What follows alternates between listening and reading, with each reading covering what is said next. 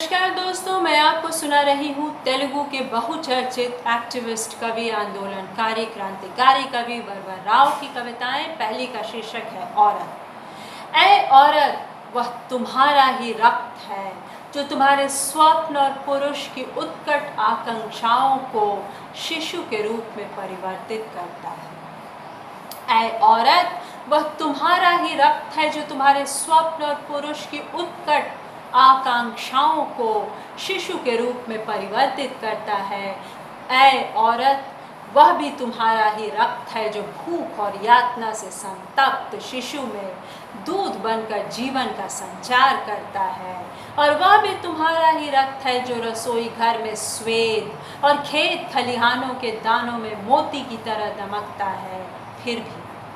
फिर भी इस व्यवस्था में तुम मात्र एक गुलाम, एक दासी हो, जिसके चलते मनुष्य की उद्दंडता की प्राचीर के पीछे धीरे धीरे पसरती कालिमा तुम्हारे व्यक्तित्व को प्रसूति गृह में ढकेल कर तुम्हें लुप्त करती रहती है। इस दुनिया में हर तरह की खुशियां बिकाऊ हैं, लेकिन तुम तो सहज अमोल आनंद की अनुभूति देती हो, वही अंततः तुम्हें दबोच लेती है।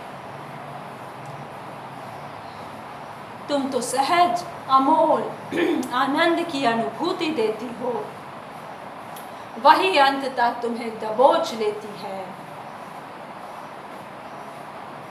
वह जो तुमको चमेली के फूल अथवा एक सुंदर साड़ी देकर बहलाता है, वही शुभ चिंतक एक दिन उसके बदले में तुम्हारा पति अर्थात मालिक बन बैठता है। यही बात तो मैं भी कहती हूँ। The having of my rights in his pockets। वह जो एक प्यार भरी मुस्कान अथवा मीठे बोल द्वारा तुम पर जादू चलाता है, कहने को तो वह तुम्हारा प्रेमी कहलाता है, किंतु जीवन में जो हानि होती है वह तुम्हारी ही होती है, और जो लाभ होता है वह मर्द का होता है। और इस तरह जीवन के रंगमंच पर हमेशा तुम्हारे हिस्से में विषाद ही आता है। ऐ औरत, इस व्यवस्था में इससे अधिक तुम कुछ और नहीं हो सकती। तुम्हें क्रोध की प्रचंड नीलम में इस व्यवस्था को जलाना ही होगा। तुम्हें विद्युत झंझा बन अपने अधिकार के प्रचंड वेग से कौंधना ही होगा। क्रांति के मार्ग पर कदम से कदम मिलाकर आगे बढ़ो। इस व्यवस्था की आनंद अनुभूति की मरीचिका से मुक्त होकर एक नई क्रांतिकारी व्यवस्था के निर्माण के लिए जो तुम्हारे शक्तिशाली व्यक्तित्व को ढाल सके। जब तक तुम्हारे हृदय में क्रांति के रक्ताव सूर्य का उदय नहीं होगा, सत्य का दर्शन करना असंभव।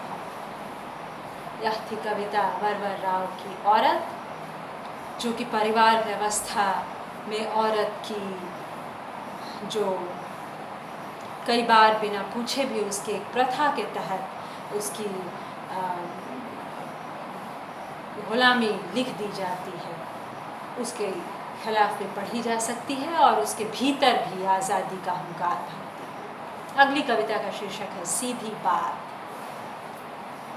लकीर खींचकर जब खड़े हो, मिट्टी से बचना संभव नहीं। लकीर खींचकर जब खड़े हो, मिट्टी से बचना संभव नहीं। नक्सल बाड़ी का तीर खींचकर जब खड़े हो, मर्यादा में रहकर बोलना संभव नहीं। आक्रोश भरे गीतों की धुन वेदना के स्वर में संभव नहीं। खून से रंगे हाथों की बातें जोर जोर से चीख चीख कर छाती पीट कर कही जाती है। अजीब कविताओं के साथ में छपी अपनी तस्वीर के अलावा कविता का अर्थ कुछ नहीं होता। अजीब कविताओं के साथ में छपी अपनी तस्वीर के अलावा कविता का अर्थ कुछ नहीं होता। जैसे आसमान में चील, जंगल में भालू या रखवाला कुत्ता आसानी से पहचाने जाते हैं, जिसे पहचानना है वैसे ही छिपाए कह दो अखबार। जिसे पहचानना है वैसे ही छिपाए कह दो वह बात जिससे धड़के सबका दिल। सुगंधों से भी जब खून टपक रहा हो, छिपाया नहीं जा सकता उसे शब्दों की ओट। सुगंधों से भी जब खून टपक रहा हो, छिपाया नहीं जा सकता उसे शब्दों की ओट।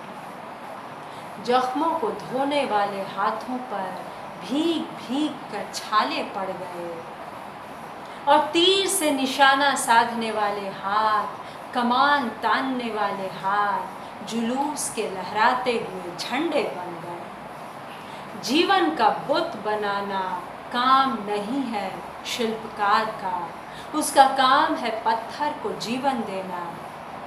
मत हिचको ओ शब्दों के जादूगर, मत हिचको ओ शब्दों के जादूगर, जो जैसा है वैसा कह दो ताकि वह दिल को छू। मत हिचको। ये थी कविता सीधी बात। अगली कविता का शीर्षक है स्टील प्लांट। और इनकी बहुत सी कविताएं हैं, मैं कविता कोश इससे पढ़ रही हूँ। समुद्रम अर्थात समुद्र पर सीरीज में कविताएं हैं। किसी दिन वाणी प्रकाशन से इनकी अनुदित कविताएं छपी हैं, जो कविता कोश पर लगी हैं, जिनका मैं आपके लिए पाठ कर रही हूँ। कविता का शीर्षक है स्टील प्लांट। हमें पता है कोई भी गाछ वट वृक्ष के नीचे बच नहीं सकता। हमें पता है कोई भी गाछ वट वृक्ष के नीचे बच नहीं सकता। सुगंधित केवड़े की झाड़ियाँ, कटहल के गर्भ के तार, काजू बादाम नारियल ताड़, धान के खेतों नहरों के पानी, रूसी कुल्पा नदी की मछलियाँ और समुद्रों में मछुआरों के मछली मार अभियान को तबाह करते हुए एक इस्पाती वृक्ष स्टील प्लांट आ रहा है। उस प्लांट की छाया में आदमी भी बच नहीं पाएंगे। झुर्रियाँ झुलाए बगैर, शाखाएं पत्तियां निकाले बगैर ही वह घातक वृक्ष हजारों एकड़ में फैल जाएगा। गरुड़ की तरह डरने वाले, तिमिगल की तरह बुलडोजर उस प्लांट के लिए मकानों को ढहाने और गांवों को खाली करने के लिए आगे बढ़ रहे हैं। खैर, तुम्हारे सामने वाली झील के पत्थर पर सफ़ेद चूने पर लौह लाल अक्षरों में लिखा है, यह गांव हमारा है, यह धरती हमारी है, यह जगह छोड़ने की बजाय हम यहाँ मरना पसंद करेंगे।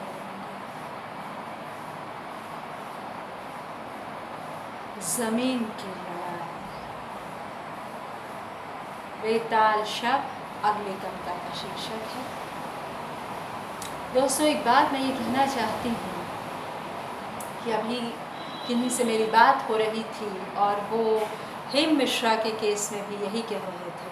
हेम मिश्रा भी एक JNU के छात्र आंदोलनकारी जो अचानक गिरफ्तार कर लिए गए, उन्हें उम्र कैद देते हुए जज ने कहा कि इनकी वजह से विदेशी निवेश नहीं हो रहा है। ये बात मेरी समझ से परे है। अगर कोई व्यक्ति लोगों की ज़मीन को खाली न करने की लड़ाई लड़ता है तो वो तो अच्छी बात है, उसके लिए संवाद होना चाहिए सरकार के साथ। खैर, तो और हेम मिश्रा ने कब और कैसे किया ये एक अलग तहकीकात है, लेकिन ऐसा कि हम उम्र कैद हो जाए। अगली कविता का शीर्षक है, और ये आखिरी है आज की कविताओं में, बेताल शव वरवर राव की कविता। लॉकअप से शव को कंधे पर उठाए मैं चल रहा हूँ। लॉकअप से शव को कंधे पर उठाए मैं चल रहा हूँ।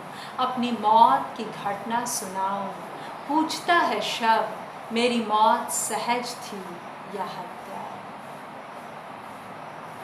शव, और वह भी लॉकअप में, बात कर रहा हो तो वह हत्या ही हो सकती है, मैंने कहा।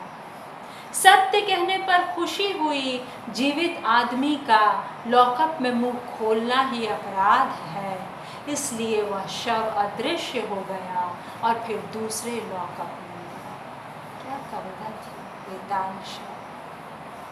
मुझे मैं छोटे मुँह बड़ी बात नहीं कर रही, अपनी एक कविता आ रही है जो पक्षधर में छपी थी। जाने किन शब्दों में की होगी उन्होंने मेरी मृत्यु की बात या मृत्यु की चर्चा, पूरी सीरीज़ में है। संकलन पढ़वाऊंगी जल्दी ही। बहरहाल वरवर राव की अद्भुत कविताओं से अभिभूत हूँ, शाम बन गई। आशा है आपको भी पसंद आई ये कविताएं और मेरा पाठ। धन्यवाद दोस्तों सुनने के लिए।